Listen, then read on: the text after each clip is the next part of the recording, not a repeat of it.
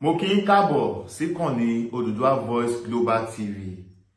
Bayo Black lórúkọ tèmi gẹ́gẹ́ bẹ́ẹ̀ èèyàn mi gẹ́gẹ́ bí ẹ ti ṣe mọ̀. Lórí ọ̀rọ̀ tó ń já mọ̀ìmọ̀ìmọ̀ì lórí ẹ̀rọ ayélujára nípa ìtúsílẹ̀ àbúrò former Minister for Power ní orílẹ̀-èdè Nàìjíríà tí a wà yìí, tí gbogbo èèyàn mọ̀ sí Adébáyọ̀ Adélabú Pẹ̀nkẹ́lẹ́mẹ́sì. Eléyìí ti kọjá wípé ìròyìn sọ pé gbogbo wa náà láti fi ojú rí wípé àwọn ọlọ́pàá anti-kidnapping squad wọ́n ti lọ dóòlà wọ́n ti rescue wọn. Àmọ́ ìròyìn kan wà tó wá ń trend káàkiri gbogbo orí ẹ̀rọ ayélujára nípa Chief Dr. Sunday Aládìsá Adéyẹmọ Ìgbòho Òòṣà,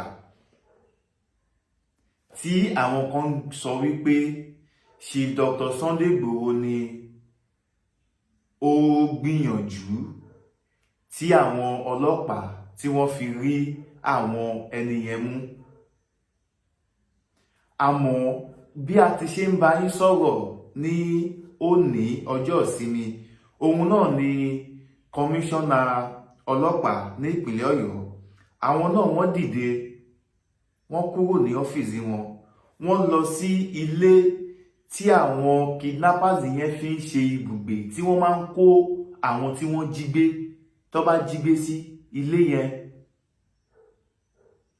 Ìgbà tí commissioner of police tí wọ́n débẹ̀, wọ́n lọ wo ilé yẹn gẹ́gẹ́ bí wípé ẹ ti mọ̀ wípé investigation begins, torí pé kí ni ó ní nǹkan tí òfin Nàìjíríà sọ nípa ilé tí wọ́n bá fi ń bojú láti fi jíyàn gbé. Ó wá ń béèrè lọ́wọ́ commissioner of police wípé ipa wo ni wípé àwọn gbọ́ pé Chief Dr. Sunday Igboho náà pẹ̀lú àwọn tí wọ́n ṣiṣẹ́ láti rí wípé wọ́n rí àwọn ajínigbé yẹn pé wọ́n rí wọn mú. Ǹjẹ́ kí lohun tí commissioner of police tí wọ́n fi dá wọn lóhùn? Commissioner of police ní Ọ̀yọ́ state wọ́n sọ wípé I am not aware. I am not aware yìí ó ya gbogbo àwọn ènìyàn lẹ́nu wípé ṣé Chief Dr. Sunday Igboho wá ń parọ́ ni? Àwọn oníròyìn Chief Dr. Sunday Igboho ṣé wọ́n ń parọ́ ni? Ṣé wọ́n ń gbé ìròyìn òfegè ni? Gẹ́gẹ́ bí ẹ̀dẹ̀ ti ṣe mọ̀ àwa níkànnì Odùduwà Voice Global TV wípé àwa máa ṣe research, àwa máa ṣe investigation. Lára àwọn tí a rí ìròyìn yẹn lórí platform wọn, màá pe ọ̀kan lára wọn ní orí ètò lálẹ́ yìí, tí mo dẹ̀ nígbàgbọ́ wípé tí wọ́n bá láǹfààní láti bá wa sọ̀rọ̀, ó máa ṣe kí ni? Ó máa bá wa sọ̀rọ̀. Gbogbo yín máa wá gbọ́ ipa ribiribi tí Chief Dr. Sunday Igboho kó, àbí wọn ti ẹ̀ kó ipa kankan. Ẹ láǹfààní láti gbọ́ ní orí ètò. Mo kí yín comrade, mo kí yín káàbọ̀ sí, mo dúpẹ́ pé mo pè yín, ẹ dẹ̀ gbé ìpè. Ẹ ti wà lórí ètò báyìí sá, ẹ jọ̀ọ́ ẹ bá mi dá orúkọ yín fún gbogbo ọmọ Nàìjíríà sá. Hello sir, a kí yín káàbọ̀ sí orí ètò wa, a wà live báyìí. Gbogbo ọmọ Nàìjíríà ni wọ́n ní kí n béèrè ìbéèrè lọ́wọ́ yín sá.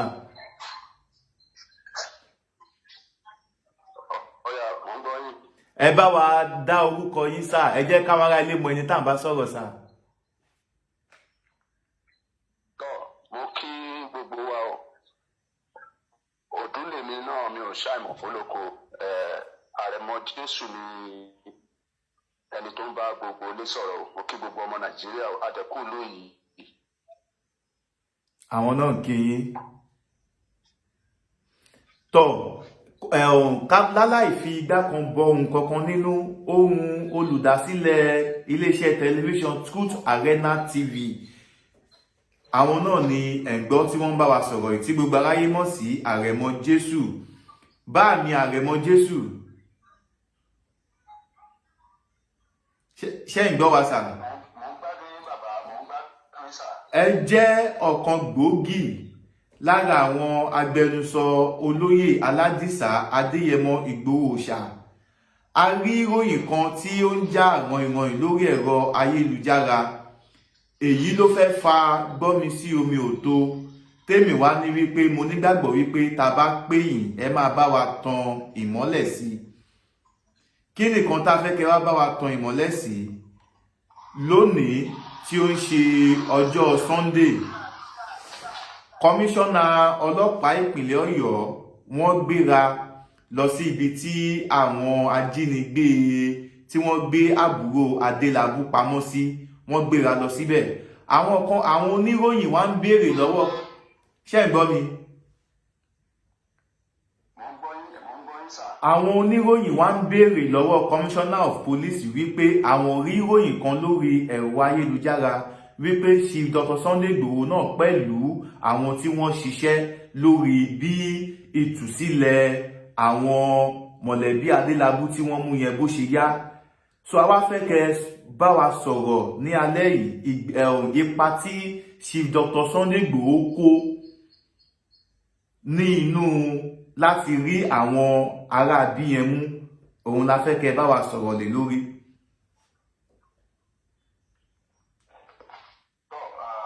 Mo kí gbogbo wa lẹ́ẹ̀kan sí i, kò ní bàjẹ́ fọ́mọ ẹnìkọ̀ọ̀kan wa o. Tá bá ń sọ̀rọ̀ nípa ètò ààbò ilẹ̀ Nàìjíríà, ká má tiẹ̀ wá sọ pé olóyè Sunday Igboho nìkan ṣe rí nípa ètò ààbò ìfimúfínlẹ̀ nípa tí ìṣẹ̀lẹ̀ bá ṣẹlẹ̀, gbogbo wa la lẹ́tọ̀ọ́ láti kópa láti ran àwọn ọlọ́pàá lọ́wọ́, láti ran àwọn agbófinró lọ́wọ́, láti lè jẹ́ kó ṣeé ṣe fún àwọn agbófinró láti lè mú àwọn tí wọ́n hùwà ìbàjẹ́ yìí, wọ́n hùwà ìtọ́ láwùjọ. Torí pé bí àṣà tí tèmi máa ń sọ ní Truth Arena, mo ní if you see something, say something with proof. Now kí wá gbé wá síbi títí ìbéèrè tẹ́bèrè tó ló ń jà lórí ayélujára lóòótọ́. In fact èmi gan mo post ẹ̀ sórí platform mi tó jẹ́ Àrẹ̀mọ Jesus, mo post ẹ̀ sórí platform mi lẹ́nu tó jẹ́ pé ọ̀pọ̀lọpọ̀ ọ̀rọ̀ làwọn èèyàn sọ ìgbàgbé ṣáàtì mi wípé ìròyìn ẹlẹ́jẹ̀ ni. Ṣùgbọ́n kò sí bí nǹkan ṣe fẹ́ ṣẹlẹ̀ ní Ìbàdàn níbẹ̀ yẹn tá a máa sọ̀rọ̀ nípa pé security ká ṣe òfíntótó, ká ṣe ìwádìí. Bí abẹ́rẹ́ bá sọnù ní Ìbàdàn tó bá béèrè lọ́wọ́ ṣe Dr. Sunday Igboho Òòṣà, bàbá mọ nítorí pé bàbá gẹ́gẹ́ bí bàbá ṣe jẹ́, wọ́n jẹ́ ẹnìkan tó jẹ́ pé akíkanjú èèyàn tó jẹ́ pé ká bá sọ̀rọ̀ nípa ètò ààbò number one ọ̀kan gbòógì ni wọ́n. Gbogbo wa láti mọ̀ yìí pé láti lẹ̀ ìdí ni òun náà ló sún wọn dà pé tó fi dàbẹ́ pé wọ́n fẹ́ jà fún ìran wọn tó fi fa tí inú president ìgbà tẹ̀yìnwá president àná ìyẹn Buhari tó dolóògbé kọ́nà bá délẹ̀ fún un, tó fi fà á tí Buhari fi gbé náà wojú wọn nítorí pé bàbá yìí jẹ́ ẹni tó jẹ́ pé kò fẹ́ kí èèrà kó rin ọmọ Yorùbá. Bẹ́ẹ̀ ni. náà nígbà tí wọ́n wá jí àwọn ìyá ìbejì tó jẹ́ bíi ẹni tí wọ́n jí gbé ṣá tí wọ́n gbé, kò sí bí ó ṣe fẹ́ ṣẹlẹ̀ tí olóyè Sunday Igboho tí wọn ò ní mọ ibi tí ìṣẹ̀lẹ̀ ti ṣẹlẹ̀ gẹ́gẹ́ bí ẹni tó jẹ́ pé àwọn náà ti fimú fínlẹ̀, torí pé olóyè ní àwọn boys tó pọ̀ rẹpẹtẹ, kì í ṣe ní Ìbàdàn nìkan, jákèjádò gbogbo ibi tí ilẹ̀ Yorùbá bá wà. So now kò ń ṣèkọ́ tá a máa sọ ní orí afẹ́fẹ́ ọ̀nà tí wọ́n gbà wọ́n fi rí àwọn wọ̀nyí mú. Gbogbo wa náà la rí fídíò yẹn, a dẹ̀ rí pé àwọn ọlọ́pàá tí wọ́n lọ kò ṣe pé wọ́n ṣó ojú ra wọn, ṣùgbọ́n ohun tá a mọ̀ ni pé olóyè Sunday Igboho Òòṣà àwọn ni wọ́n ṣe atọ́nà àti ìtọpinpin lábẹ́lẹ̀ bí wọ́n ṣe rí àwọn ẹni yìí bí wọ́n ṣe rí wọn mú nípa information torí pé tá a bá sọ̀rọ̀ nípa security information náà la lè fi even àwọn terrorist tá à ń sọ yìí àwọn èèyàn kan ṣáà ló lọ ń gbóúnjẹ fún wọn níbi tí wọ́n wà tó bá jẹ́ pé àwọn ọmọ Yorùbá tá a bá lè jẹ́ ẹni tó fẹ́ràn ìlú wa dénúdénú tó fẹ́ràn ìran wa dénúdénú gbogbo àwọn terrorist wọ̀nyí nínú àwọn gbogbo wa láti máa tú àṣírí wọn so kì í ṣe nǹkan tí mo lè máa sọ fún wa lórí afẹ́fẹ́ ọ̀nà tí olóyè gbà àbí bóyá olóyè wà pẹ̀lú àwọn tí wọ́n lọ mú àwọn tí wọ́n kidnap ìyá ìbejì yìí àtàwọn ìbejì ṣùgbọ́n olóyè jẹ́ ẹnìkan tó jẹ́ pé wọ́n ní information lọ́wọ́ nípa information tí àwọn boys fún olóyè òun náà ni wọ́n fi pé ọlọ́pàá táwọn ọlọ́pàá fi ṣe iṣẹ́ yẹn kò ní bàjẹ́ fún ohun tí mo lè sọ lórí ẹ̀ nìyẹn. ẹ ṣé gan a dúpẹ́ ní ọwọ́ yín bí ẹ ṣe bá wa tan ìmọ́lẹ̀ sí àwọn èèyàn wa náà wò yín láti ilé káàkiri because orí live flower so wọ́n wò wá káàkiri gbogbo àgbálá ayé báyìí so ní under comment section ẹnìkan wá fi ìbéèrè kan sí under comment section mi mọ̀ tẹ́ bá sì láǹfààní láti bá wa dáhùn bí ìbéèrè kan àbí ìbéèrè méjì sí ṣáyé ẹ̀yọ́ sà. ó yá mú wa pẹ̀lú. ok èèyàn kan béèrè ó ní kí ni ẹ̀yin lérò wípé ó fà á tí kọmíṣánná ọlọ́pàá ìpínlẹ̀ Ọ̀yọ́ tí ó fi lè sọ wípé òun ò gbọ́ nǹkan kan nípa Chief Dr. Sunday Igboho lórí ìtúsílẹ̀ àwọn aráabí yìí. Mr. Oyèjídé Taoreed mo kí yín ẹ káàbọ̀. mo sọ síwájú náà tẹ́lẹ̀ pé tá a bá ń sọ̀rọ̀ nípa ètò ààbò kì í ṣe nǹkan tí pàápàá tó bá ti jọ pé ẹni tó ṣokùnfà bí ìrìn àjò yẹn ṣe yá kì í ṣe nǹkan tẹ́nìkan máa jáde tán tó máa sẹ́pọ̀ òun ni. àwa gan bá ṣe kéré mọ́ yìí a ò àìmọye information láti fún àwọn ọlọ́pàá a ò dẹ̀ gẹ́gẹ́ bí onímọ̀ ìjìnlẹ̀ nípa ètò ààbò wọn bí wá dáa káwá jáde kásẹ́pà wà lá fún wọn láwọn information. ṣé rí ọlọ́pàá kì í ṣe àjẹ́ ẹ̀yin ìyá mi arúgbàṣọ má balẹ̀ ẹ má bínú ọlọ́pàá kì í ṣàjẹ́ bẹ́ẹ̀ lọ́lọ́pàá kì í ṣe ọlọ́run ọlọ́pàá ò dẹ̀ kì í ṣe fá èèyàn bíi tèmi àti lọ́lọ́pàá information òun ni wọ́n máa jẹ tí èmi náà bá wà nípò kọmíṣánná ọlọ́pàá ìpínlẹ̀ Ọ̀yọ́ mi ò lè ẹ́bà sọ wípé ẹni báyìí ló fún wa ní information mi ò ní sọ jù bẹ́ẹ̀ lọ sà. ẹ ṣeun ẹ jẹ́ kí n yọ̀ǹda yín báyìí ẹ jẹ́ kí n yọ̀ǹda yín torí tá a náà bá wo ilé wa ní AMCOM a rí i pé aago 9 tí ń lọ ó ti ń fẹ́ lọ lù so kí n lè tètè yọ̀ǹda yín gẹ́gẹ́ bí ipò tẹ́dìmú nínú ẹgbẹ́ wa ẹgbẹ́ AMCOM ẹ kò bá wa gba àwọn aráalé ní ọ̀rọ̀ ìyànjú kí ẹ dẹ̀ dá orúkọ yín lẹ́ẹ̀kan sí fún wa bàbá wa. gbogbo ọmọ Nàìjíríà ìyànjú nǹkan tèmi kan máa sọ fún wa ni wípé ṣe rí ètò ààbò iṣẹ́ gbogbo wa ní a ò gbúdọ̀ máa dúró de pé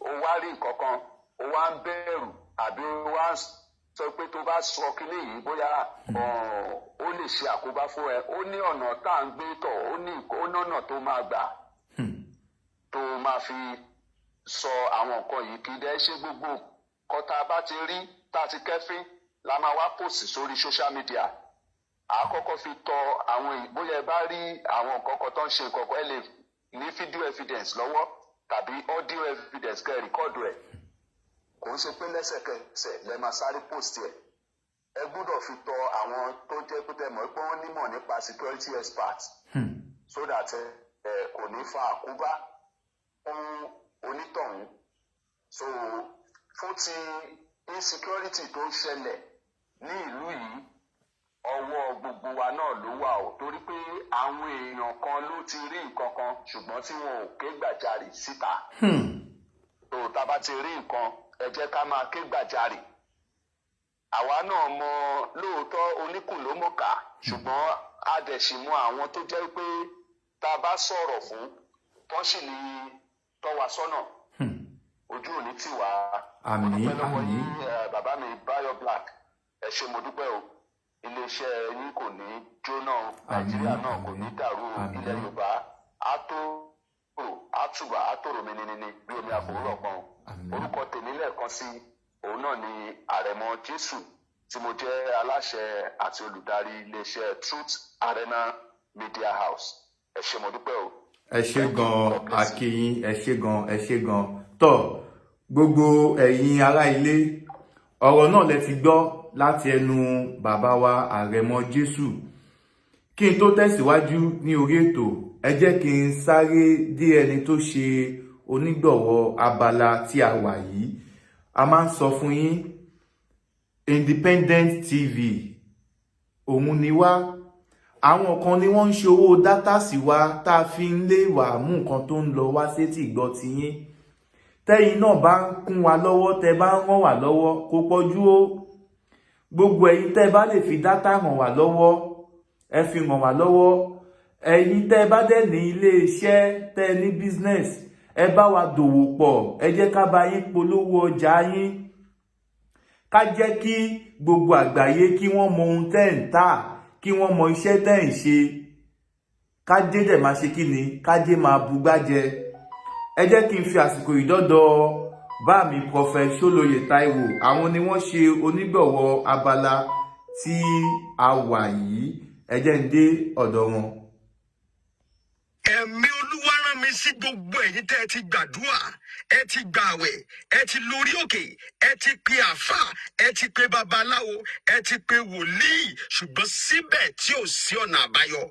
Nígbà tí mo wá ọjọ́ Olúwa wípé Olúwa, kí ló dé tí ọ̀pọ̀lọpọ̀ àwọn èèyàn, kí ló dé tó jẹ́ pé wọ́n ń gbìyànjú ṣùgbọ́n wọ́n ń complain pé kò sí ọ̀nà àbáyọ. Olúwa wá sọ fún mi pé ṣé mi ò mọ̀ pé ogun kan wà tó jẹ́ ogun tó ń ja àwọn aláìlágbára. Màmá, ogun tó ń jà ọ́ torí pòròpó lágbára lórí ayé rẹ̀, lórí ọmọ ni, lórí iṣẹ́ ni, lórí ìlú tó wà, lórí ìrìn àjò, lórí ìdáwọ́lé, gbogbo ogun tó ń jà yẹn nítorí pé ó rí pé ò ní agbára. Lórúkọ Jésù, iná Olúwa máa run ogun yẹn dànù. Ọ̀nà tí kò lè gbà láti rẹ ogun náà ni pé ká fi àdúrà wó ogun yẹn palẹ̀. Màmá, kí ni tó ń ṣẹlẹ̀ tẹ́ fi sọ pé ó ti sú yín? Bàbá, kí ló dé tẹ́ fi sọ pé ó ti sú yín? Ẹ má sọ pé ó sú yín sà. Mo máa ń sọ níbi gbogbo tí n bá dé wípé ọjọ́ tí èèyàn bá ló ti sú òun, èèyàn ti fógun láàyè láti borí ẹni bẹ́ẹ̀ ni.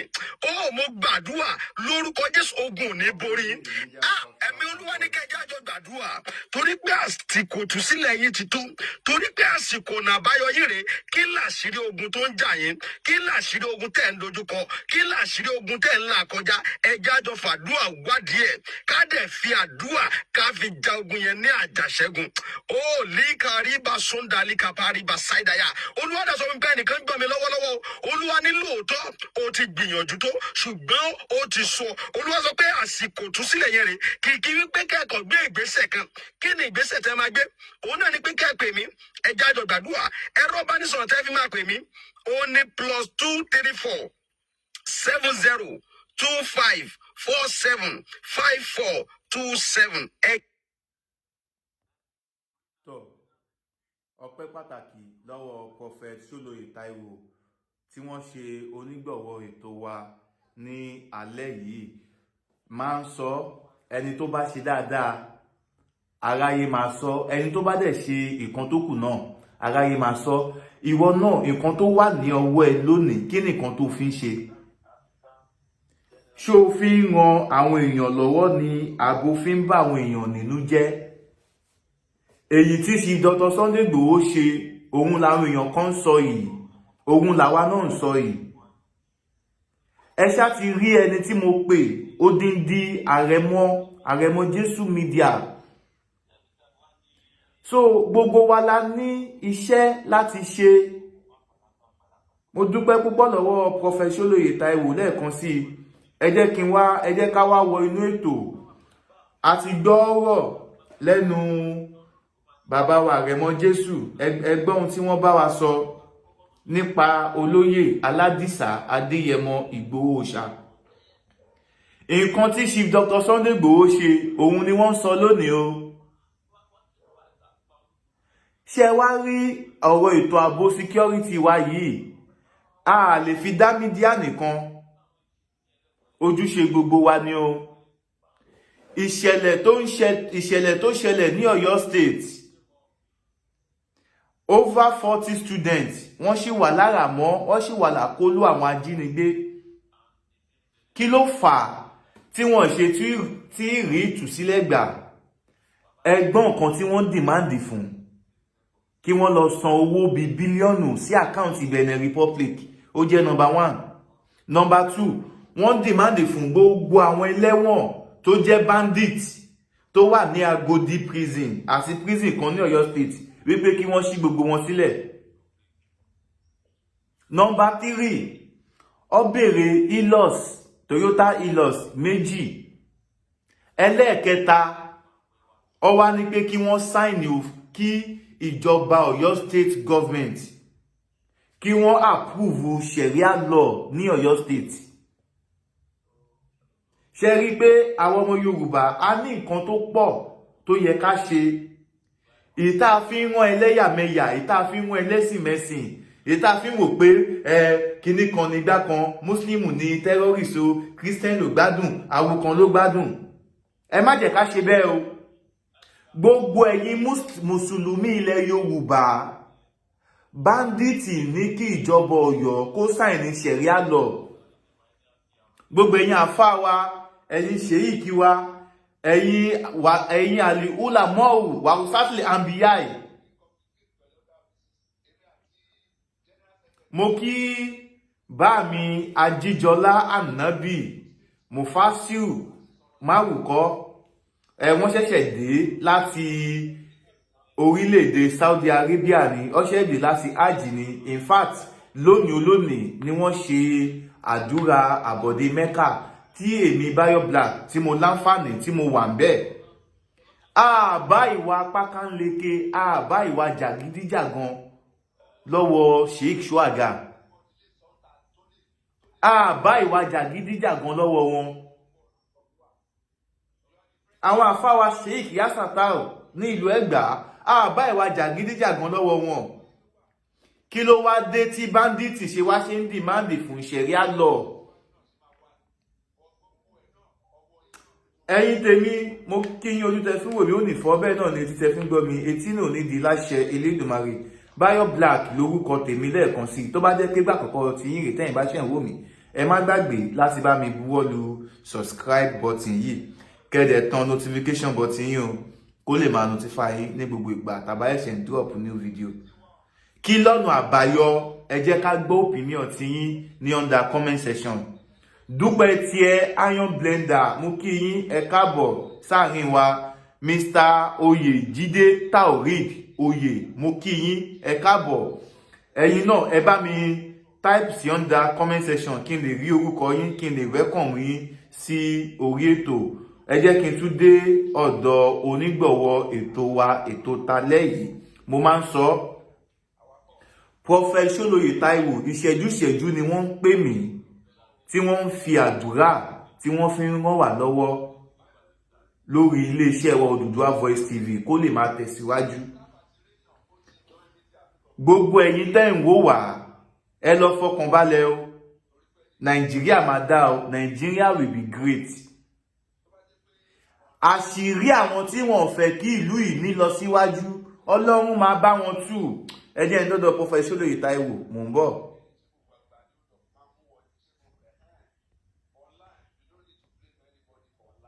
ẹ̀mí Olúwa rán mi sí gbogbo ẹ̀yin tẹ́ ẹ ti gbàdúrà, ẹ ti gbààwẹ̀, ẹ ti lórí òkè, ẹ ti pe àfà, ẹ ti pe babaláwo, ẹ ti pe wòlíì, ṣùgbọ́n síbẹ̀ tí ò sí ọ̀nà àbáyọ.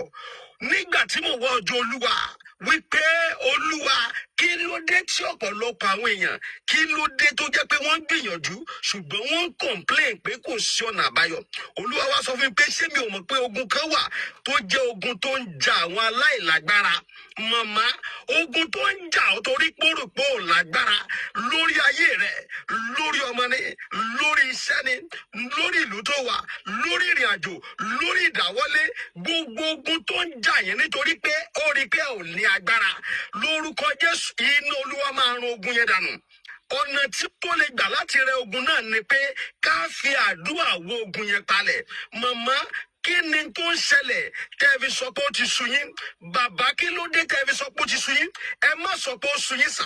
Mo máa ń sọ níbi gbogbo tí n bá dé wípé ọjọ́ tí èèyàn bá ló ti sú òun, èèyàn ti fógun láàyè láti borí ẹni bẹ́ẹ̀ ni. Ó, mo gbàdúrà lórúkọ Jésù, ogun ò ní borí yín.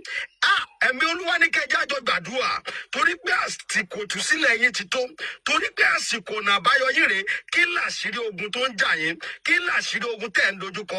Kí làṣírí ogun tẹ́ ń là kọjá? Ẹjá jọ fàdúrà wádìí ẹ̀, ká dẹ̀ fi àdúrà ká fi ja ogun yẹn ní àjàṣẹ́gun. Ó líkàríbà sóńdà líkàpáríbà sáìdáyà. Olúwa dẹ̀ sọ fún mi pé ẹnìkan gbọ́ mi lọ́wọ́lọ́wọ́. Olúwa ní lóòótọ́ ó ti gbìyànjú tó ṣùgbọ́n ó ti sọ. Olúwa sọ pé àsìkò ìtúsílẹ̀ yẹn rèé. Kìkì wípé kẹ́kọ̀ọ́ gbé ìgbésẹ̀ kan. Kí ni ìgbésẹ̀ tẹ́ máa gbé? Òun náà ni pé kẹ́ pè mí. Ẹjá jọ gbàdúrà. Ẹ̀rọ ìbánisọ̀rọ̀ tẹ́ fi máa pè mí. Ó ní +234 70 25 47 54 27. Bẹ́ẹ̀ ni nọ́mbà tẹ́ máa pe Prophet Ṣólóyè Táíwò sí, nọ́mbà náà ni wọ́n ti pè yẹn. Mo dẹ̀ nígbàgbọ́ wípé ìwọ tó bá nígbàgbọ́ nínú àdúrà sì ń gbà ọ́, torí pé kí ni àwọn wòlíì Ọlọ́run wọ́n wà. Tọ́ ẹ jẹ́ ká padà sí orí ètò ọ̀rọ̀ tí à ń bá bọ̀. Kò kọjá lórí ọ̀rọ̀ tí ó ń já wọ̀nyìnwọ̀nyìn, báńdíìtì lọ́tún báńdíìtì lósìn. Kí wọ́n tó ṣe pósìtì méjì mẹ́ta, báńdíìtì nígbà kan, báńdíìtì láwo kan. Ẹ jẹ́ kí n wá fi eléyìí, ẹ jẹ́ kí n fi gba àwọn èèyàn wa nímọ̀ràn kéléyìí kó dúró gẹ́gẹ́ bí ọ̀rọ̀ ìyànjú. Kó dúró gẹ́gẹ́ bí kíni? Kó dúró gẹ́gẹ́ bí ọ̀rọ̀ ìyànjú. Mọ irú ìròyìn tó máa share nípa báńdíìtì o. Wọn ò ní fi wá ṣe scapegoat o.